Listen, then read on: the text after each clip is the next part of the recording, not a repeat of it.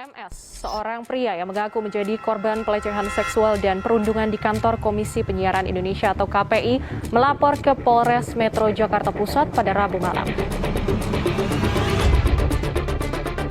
Kami sesalkan kalau memang itu benar dan terbukti terjadi, tentunya kami akan mengambil langkah dan sikap yang tegas.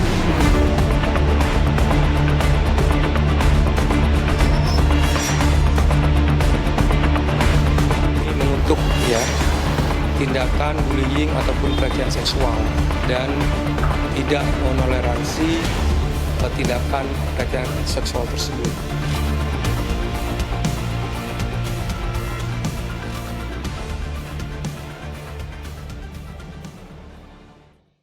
Pelecehan seksual merupakan kasus yang masih pro dan kontra di Indonesia. Pelecehan seksual merupakan pelanggaran hak dari hak asasi manusia yang sudah terkandung dalam Undang-Undang Nomor 39 Tahun 1999 tentang Hak Asasi Manusia dan pengingkaran kewajiban seseorang untuk menghormati hak asasi manusia.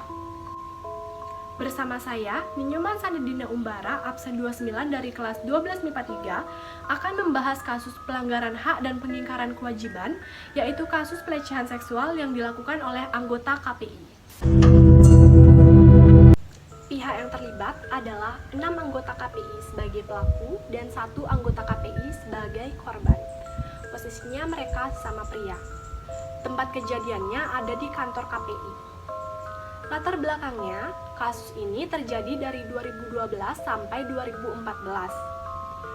Pelaku pun merundung dan melecehkan korban sampai korban mengalami gangguan mental dan divonis PTSD oleh psikolog.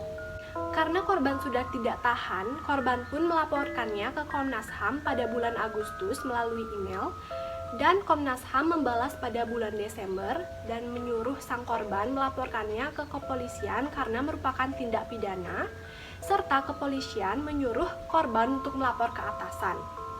Atasan pun hanya memindah ruangan sang korban dan tidak menyelesaikan kasus tersebut.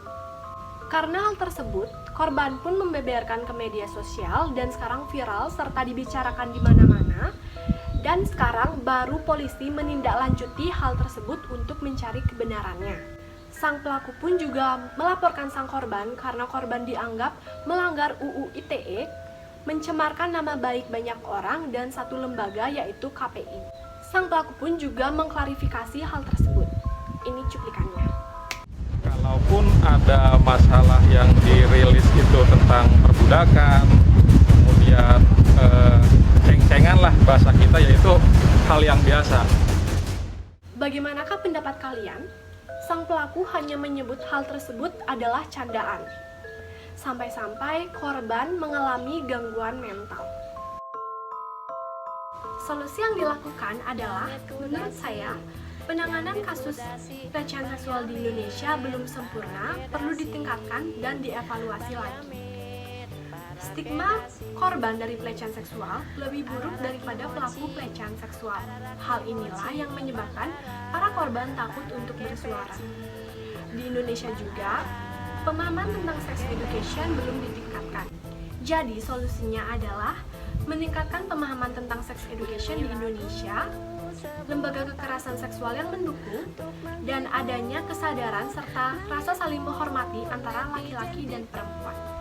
Sekian dari saya, terima kasih dan sampai jumpa kembali.